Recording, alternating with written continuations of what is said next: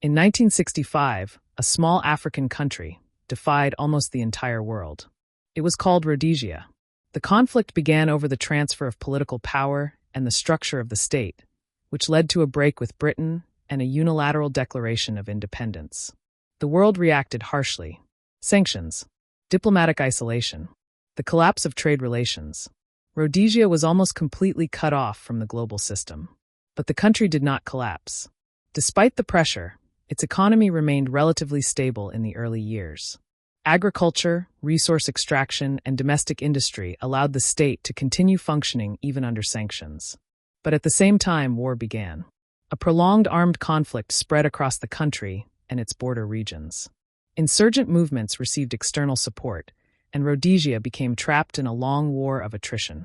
And yet, the state continued to exist. For more than 10 years, Rhodesia maintained its government, army, and internal order. Cross-border raids were conducted. Special forces operated in extremely difficult conditions.